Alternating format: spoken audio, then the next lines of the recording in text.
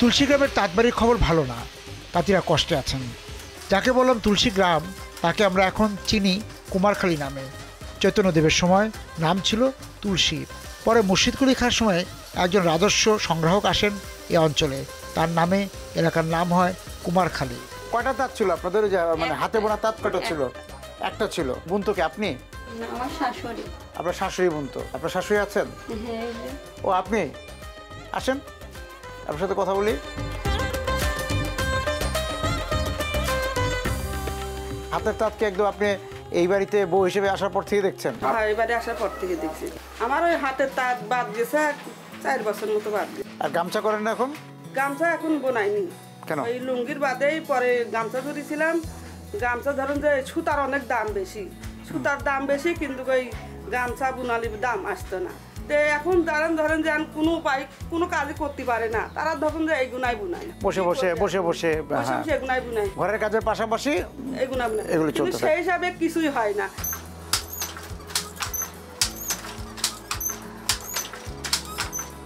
1742-43 সালে ঢাকার সোনারগাঁ বিক্রমপুর অঞ্চলে মারাঠা বর্গীদের উৎপাতে অনেক তাঁতি সুতার কাটুনি দলে দলে কুষ্টিয়া চলে আসে।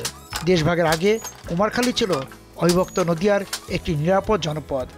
আপনার বাড়িতে কে কে বুনেন? আপনি আর কে? আমি একাই বুনই, ছেলেরা সব বাইরে কাজ করে।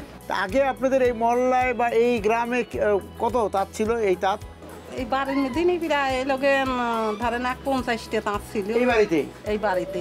আচ্ছা, এখন কয়টা আসছে? এখন এই একটাই আছে। তা এখন তাহলে দেখা যাচ্ছে যে আপনাদের এখানে পুরুষরা মোটামুটি তাঁত ছেড়ে দিচ্ছে, ওই মেয়েরা সময় কাটানোর জন্য আপনারা এখনো করেন। ঠিক আছে।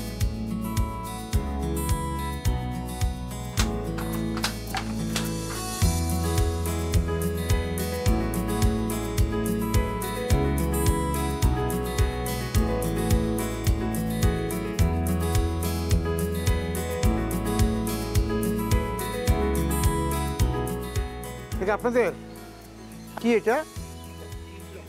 হ্যাঁ, পিটলুম। পিটলুম মানে এটা কি বাতিল? বন্ধ করলেন কেন? সুতার দাম বেশি, এই কাপড় এখন চলে না। আর কি পুরো তাঁত বন্ধ করে দিচ্ছেন? কুমারখালীর ভিতরে তাঁত শিল্প এলাকার সবচেয়ে বড় স্থান ছিল এখানে। একটা বাড়িতে এরকম হাজার হাজার তাঁত পরি আছে, কিন্তু কোনো কর্ম এদের নাই। সব পরি আছে এখন সব পাবনায় দেয়, সিরাজগঞ্জে দেয়, মানে ওখানে আপনার পাল্লম চালাচ্ছে। তাঁত ছেড়ে দিয়ে এখন কোন পেশায় গিয়েছেন? ওই রাজমিস্ত্রিতে। রাজমিস্ত্রির কাজ করেন?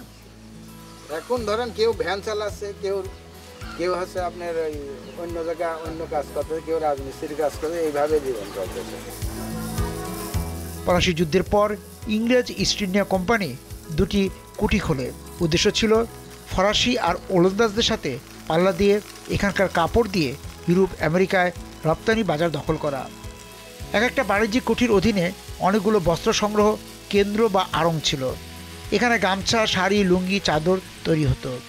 এখানকার তাঁত শিল্প স্থানীয় চাহিদার 63 ভাগ পূরণ করত, যা এখন নেমে এসেছে 30 ভাগে। এখানকার 1.5 লাখ শ্রমিকের প্রায় অর্ধেক চলে গেছে অন্য পেশায়।